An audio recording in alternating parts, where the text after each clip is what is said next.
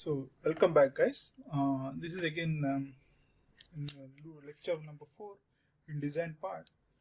So in this lecture, we'll just move to the major thing, the design in frequency domain by using Bode plots. So before going to design in Bode plot, so you have to know the why. So not only design in the Bode plot, we have understand in lecture notes about root locus. So this is in root locus. If you want to design in frequency domain, we go to Bode plot. But if you want to design in time domain, we go to something called root locus. Okay. We also know that. So in just having a small idea. So I'm not dealing with here. If you want any interest, if you can ask me directly. Okay, we go that. So in time domain, by using root locus, what we'll do? Okay, so that is the transient requirements are directly specified in terms of overshoot and settling time. Okay, so you know this thing. So when from the starting we are dealing this thing. So design means for any transient response in time domain, we have all these specifications like peak, overshoot, settling time and all. So for design, they'll give peak, overshoot and settling time. For this peak, overshoot and settling time, we find the dominant poles. So from this peak, overshoot, I'll get zeta value. From this, I'll get omega n value. After getting zeta and omega n, so dominant poles equal to minus zeta omega n plus or minus j omega n into 1 minus zeta omega square. So you know this, zeta square. So after getting the dominant poles, so design in root locus involves, so this is the main sentence. So the overall designing in root locus by time domain, in time domain, the design in root locus in time domain involves the reshaping of the root locus of what this main system. So this is as G of S. The main reshaping the main system G of S such that it passes through the dominant pole. Okay. So the main system, let us say, if any main system is there, so we have the dominant poles here, we'll find this. So we reshape this overall main system to pass through the dominant poles by adding some poles and zeros. Okay, so we'll by adding poles and zeros, the main root locus will reshape to, will go through these dominant poles, which gives so the final design. Okay, so we'll understand. This is a big concept is there, but just in root locus, this is the main sentence. Okay, this overall sentence will give a complete information. Okay, so if someone asks you to know what is design in root locus, if you tell this sentence, that is enough. That is, design in root locus involves the reshaping the root locus of the main system such that it passes through the dominant poles. Then we'll get a final design. So how will reshape means? By adding some poles and zeros. Okay, that's the same thing. The final design, the dominance is ensured, and that is dominance is ensured means I already said that whatever the system you have, the dominant poles will give us the complete information of the transient response, steady state error, etc., etc. Okay, the final design, the dominance is ensured and the specification is closely met, and the root locus is of the compensated system gives a direct indication of the closed loop behavior. Okay, so after main locus, we'll add some poles and zeros. We'll have another transfer function. Another transfer function root locus will give us that information. Okay, so in this class, in this design thing, we're not going to this explain this part.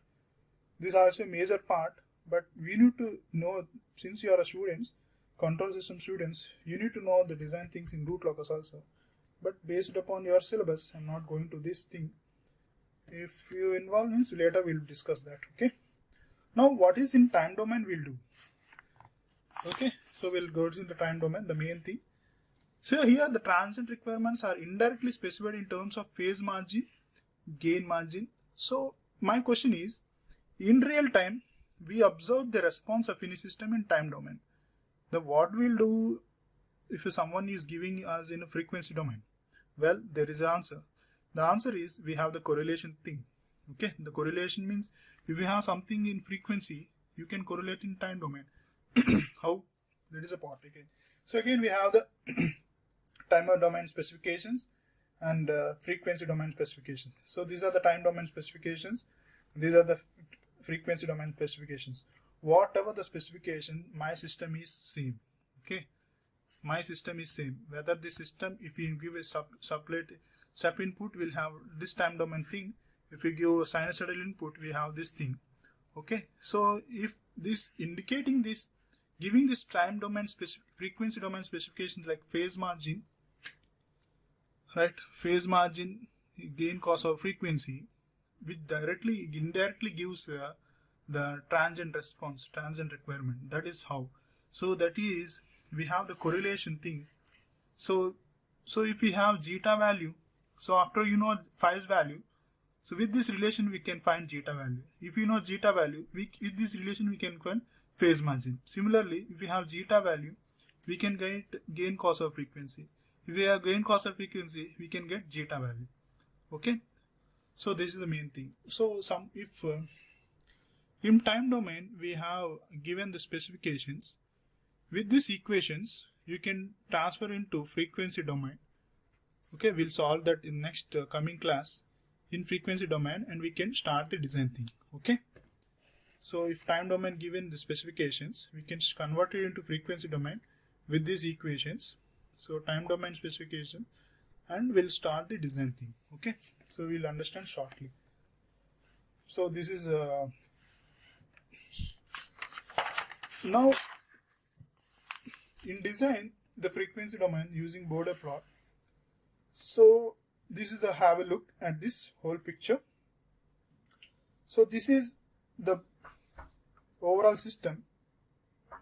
Just have a look at this. So this is generally overall system after incorporating the phase margin, after incorporating the controller and the main system. If you see this, so what is the things I gave the region 1, region 2, region 3. So generally phase margin, gain margin specifications will be given, and the overall should stand. So for this we'll meet this approach to design is, so first approach means we'll design in design part. First approach is determining the steady state performance. This region 1, okay, will give the performance of steady state. Okay, that is how means. So we know that kV value, kp value, kv value and ka value will be found for at lower frequencies k value. Based upon the k value only, so we'll know it. Okay, so the region 1 will give the steady state performance. So the first approach is we'll do some region 1, and the region 2 will give the relative stability and transient performance. Okay, so that is in this part only now we are incorporating something called phase. We'll incorporate at this part only. I'm getting, so for the lag compensator I'm getting this thing, for the lead compensator I'm getting this thing, for the lead lag means I'm involving something. At the middle only we are doing something. Okay, so at middle part only we are involving to incorporate this cascading thing and increasing this thing, and we'll get overall. Okay, at region 2 only the main thing we'll design. Okay, and the region 3 is not mandatory, determines the effect of noise on the closed loop system. This will not, we'll do this. So now in design we'll incorporate the phase region 1 and region 2 to meet our specifications. Okay, so the next class I'll just give the overall idea of how to design a lead compensator for a uncompensated transfer function, and we'll finish off. Okay, thank you guys.